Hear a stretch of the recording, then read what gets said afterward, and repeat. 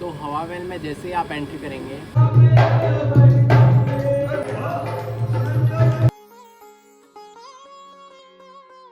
और आप इस जगह से पूरी बड़ी चौपट का मनोरम दृश्य आसानी से देख सकते हैं। हवा महल का निर्माण स्पेशली राजघराने की महिलाएं अर्थात रानियों के लिए करवाया गया। प्रताप मंदिर के भीतरी एंट्रेंस को बहुत ही मोहक बनाते हैं।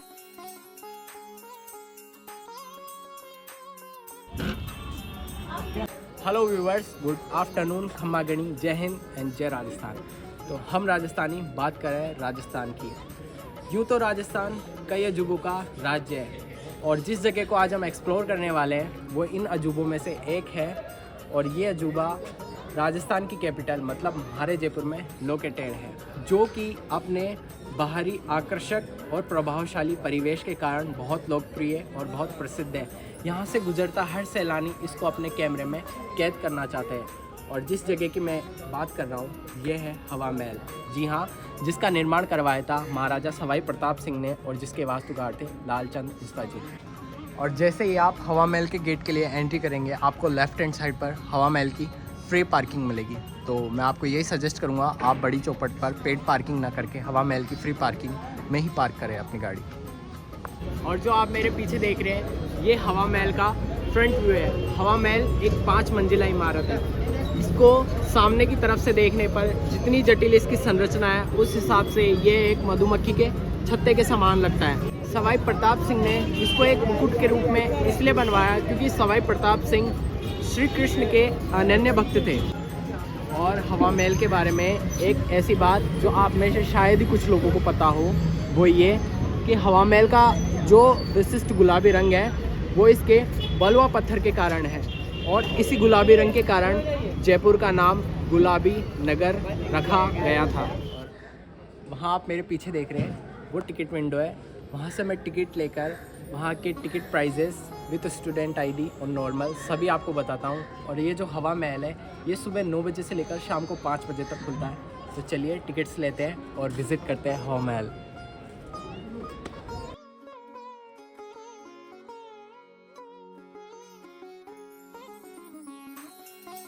तो हवा महल में जैसे ही आप एंट्री करेंगे आनंद पोली गेट से जो लेफ्ट हैंड साइड पर है। और जैसे ही आप एंट्री करेंगे आपको हवा महल का राजपूताना और मुग़ल वास्तुकला शैली का एक प्रारूप देखने को मिलेगा, जो कि आपको मंत्रमुग्ध करने के लिए बेहद कारगर है। तो हवा महल में जैसे ही आप एंट्री करेंगे लेफ्ट हैंड साइड पर आपको पीने का ठंडा पानी मिलेगा।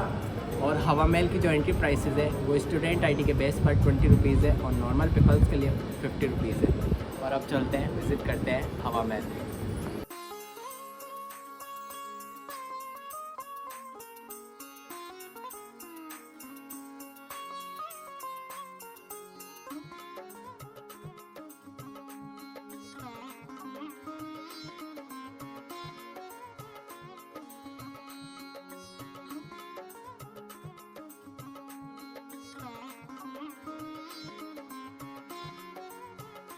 और जैसे ही आप हवा महल में एंट्री करेंगे उसके जस्ट सामने आपको अंदर की साइड पपेट शो देखने को मिलेगा। तो आप यहाँ पपेट शो देख सकते हैं और हवा महल में इस चीज़ का आनंद ले सकते हैं। तो ये है जयपुर की कल्चर और ये है मेरा राजस्थान। तो चलो तब तक आप आए उससे पहले मैं आपको दिखाता हूँ यहाँ का हवा महल का पपेट शो। आइए मेरे पीछे।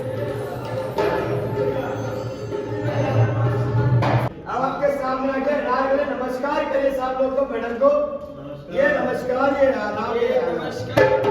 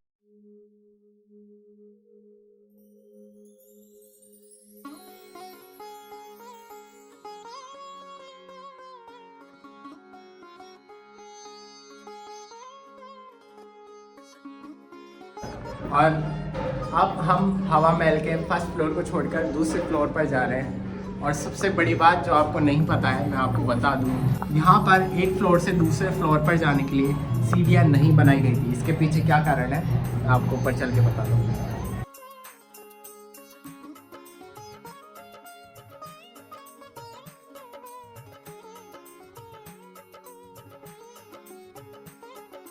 फर्स्ट फ्लोर की तरह सेकंड फ्लोर पर भी एंट्री लेते ही आपको एक और पपेट शो दिखाने वाला दिख जाएगा जो भी मेरे पीछे है, लेकिन अभी यहाँ पे वो स्टार्ट नहीं कर रखा है। और अभी चलते हैं आगे।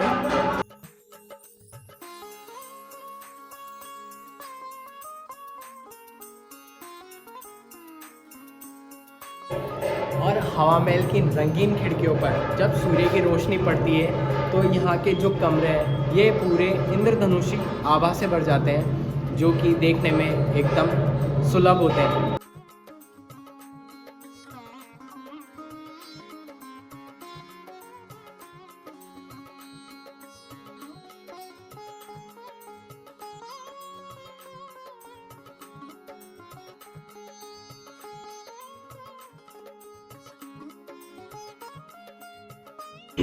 तो हवा महल में एक फ्लोर से दूसरे फ्लोर पर जाने के लिए यहाँ पर सीढ़ियाँ इसलिए नहीं बनाई गई, या फिर सीढ़ियों की जगह रैंप इसलिए बनाया गया क्योंकि जो रानियाँ थी वो लंबे घेरदार घुमावदार घाघरे पहनती थी, जिनसे उनको सीढ़ियाँ चलने में प्रॉब्लम होती थी। और इस प्रॉब्लम को ध्यान में रखते हुए हवा महल में सीढ़ियाँ नहीं बनाई गई। तो अगर फीमेल्स मेरा वीडियो देख रहे हैं तो मैं उनको बता दूं, वो राजस्थानी कल्चर वियर कर कर आसानी से हवा महल को विज़िट कर सकते हैं। उन्हें विज़िट करने में कोई प्रॉब्लम नहीं है। और गैलरी से पास होकर जब आप आएंगे तो आपको ऐसा हॉल देखने को मिलेगा। इस हॉल में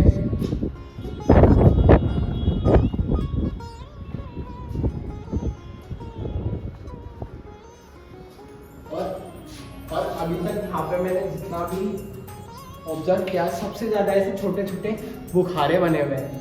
यहाँ पर, वहाँ पर, नीचे, ऐसा लग रहा है सुरंगें बनी हुई है नीचे जाने के लिए। लेकिन यहाँ अधिकतर गेट बंद। खोल के देखते हैं क्या है इधर।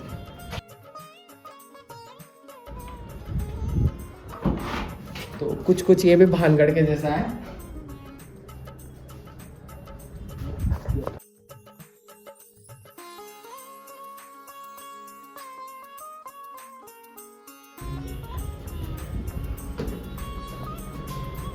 और ये एक और गैलरी में से पास होकर जब आप आएंगे तो ये पता नहीं दूसरी गैलरी।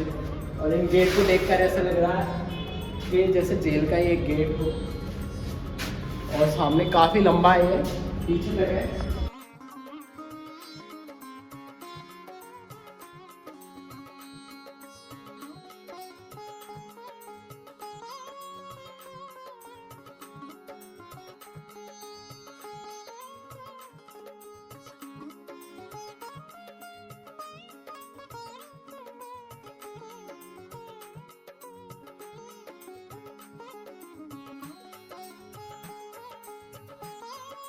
और सामने वाले हिस्से से मैं तकरीबन 50 मीटर दूर हवा महल के ही इस पोर्शनल में बैठा हूँ। और आप इस जगह से पूरी बड़ी चौपट का मनोरम दृश्य आसानी से देख सकते हैं।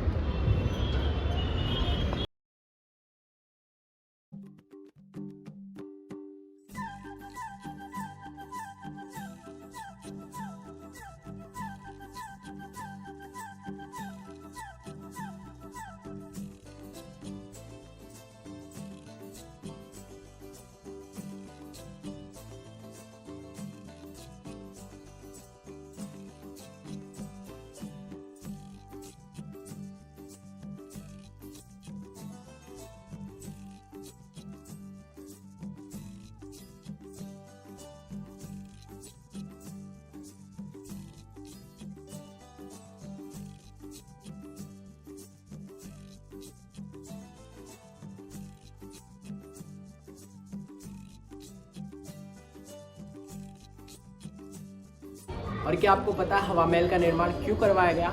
नहीं तो मैं आपको बता दूं, हवा महल का निर्माण स्पेशली राजघराने की महिलाएं अर्थात रानियों के लिए करवाया गया। और यहाँ हवा महल की खिड़कियाँ और झरोकों को जालीदार इसलिए रखवाया गया ताकि रानियाँ महल के नीचे सड़कों पर हो रहे समारोह और गलियारों में हो रही प्रतिदिन की गतिविधियों का अवलोकन कर सके और नीचे से किसी की निगाहें जालीदार झरोकों से उन पर ना भी पड़े, इसलिए पर्दा प्रथा का भी सख्ती से पालन हो। तो ये कारण था हवा महल की जालियाँ और झरोकों को जालीदार बनाने का और हवा महल को बनाने का। और हवा महल का एक secondary name palace of winds है। तो हवा महल को पैलेस ऑफ विंड्स के नाम से भी जाना जाता है। और जैसा आप सभी लोग जानते हैं, आप सभी लोग ने पढ़ा होगा, हवा महल में टोटल 953 विंडोज़ है और इन विंडोज़ में हवा और हवा महल में पूरे हवा आने का जो कारण है वो एक इफ़ेक्ट के कारण है जिसको वेंचर इफ़ेक्ट कहा जाता है।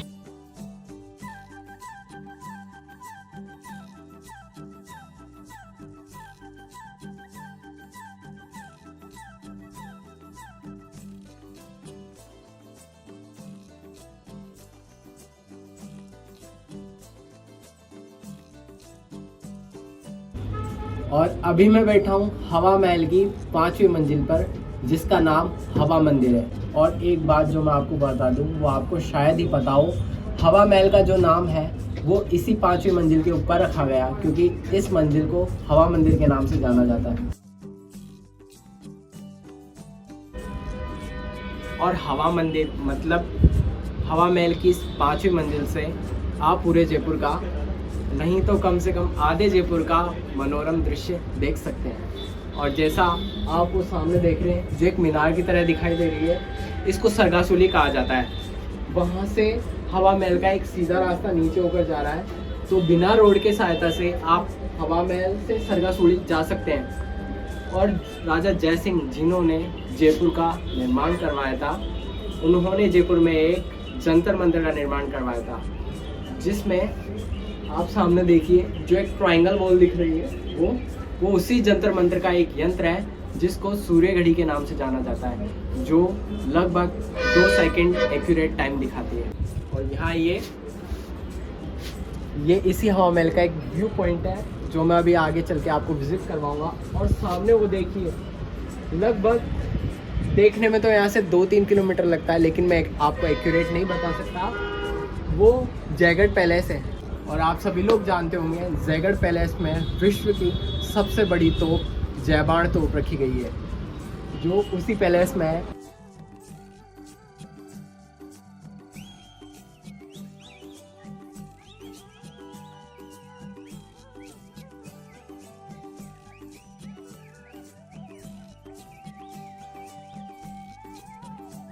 और एक अन्य जानकारी हवा महल के बारे में कि हवा महल बिना किसी नींव के बना है। जी हाँ, हवा महल बिना नींव के बनवाया गया और बिना नींव की सबसे ऊंची इमारतों में हवा महल एक मानी जाती है। हवा महल के अंदर आपको 3 मंदिर देखने को मिलेंगे। सबसे पहला मंदिर हवा मंदिर, जो हमने आपको हवा महल की सबसे ऊपरी मंजिल जिसका नाम हवा मंदिर था वो हमने आपको विज़िट करवाया। सेकंड मंदिर है प्रताप मंदिर, जो मैं आपको अभी विज़िट करवाने वाला हूँ। तो चलते हैं प्रताप मंदिर और विज़िट कराते हैं। और अभी मैं खड़ा हूँ प्रताप मंदिर के बाहर, और प्रताप मंदिर के बाहर का बरामदा शुभम भवंतु के नाम से जाना जाता है, जिसे उस टाइम पर शोभित लताओं और पुष्पित पौधों से सजाया जाता था, जिससे श्री कृष्ण की भक्ति के लिए मनोरम वातावरण बन सके। और इसके लकड़ी और धातु से बने ये जो दरवाजे हैं वो प्रताप मंदिर के भीतरी एंट्रेंस को बहुत ही मोहक बनाते हैं। तो अब चलते हैं प्रताप मंदिर के अंदर और देखते हैं अंदर क्या है। और अभी मैं खड़ा हूँ प्रताप मंदिर में, जो कि सवाई प्रताप सिंह का निजी कक्ष हुआ था। और जैसा आप सभी लोग जानते हैं, नहीं भी जानते तो मैं बता दूँ, सवाई प्रताप सिंह एक महान कवि होने के साथ साथ श्री कृष्ण के अनन्य भक्त थे। सवाई प्रताप सिंह अपने इस निजी कक्ष में श्री कृष्ण की भक्ति किया करते थे और भक्तिभाव पूर्ण डिंगल भाषा में स्वयं रचित एक कविता में प्रताप सिंह ने हवा महल और श्री कृष्ण के बारे में कुछ इस प्रकार लिखा है। हवा महल थाटे की ओर सब समझो यह भाव, राधा कृष्ण सिदारसी दरस परस का भाव। और जो ये आप सामने देख रहे हैं ये महाराजा सवाई प्रताप सिंह का एक पुतला है। और इन्हीं के सामने ये प्रमाण है कि ये एक महान कवि हुआ करते थे। और हवा महल का जो तीसरा मंदिर है वो हवा महल के अंदर नहीं बल्कि जिस साइड से आप टिकट लेंगे उसके राइट हैंड साइड पर आगे चलने पर आप देखेंगे, जो अभी मेरे पीछे है, मैं चलकर आपको विज़िट करवाता हूँ गोवर्धन नाथ जी का मंदिर।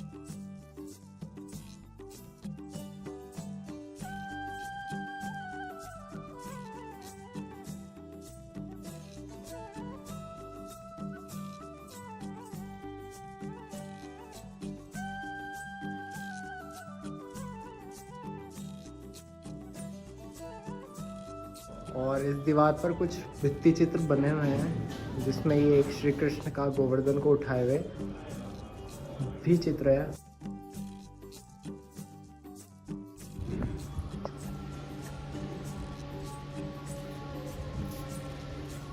तो ये था हवा महल का तीसरा मंदिर जिसको गोवर्धन नाथ मंदिर के नाम से जाना जाता है। Hey guys, thanks for watching our video. और जिस तरह से हमने आपको हवा महल एक्सप्लोर करके बताया उसके बारे में कुछ जानकारी दी, आई होप आपको वो सभी जानकर हवा महल देखकर अच्छा लगा होगा। तो इसी तरह हमारे साथ बने रहिए कुछ नए वीडियोस के लिए, जयपुर की कुछ अच्छी जगहों को देखने के लिए। तो मिलेंगे आपसे अगले वीडियो में। So keep supporting, keep loving, केसरिया बालम, पधारो हमारे देश। Thank you.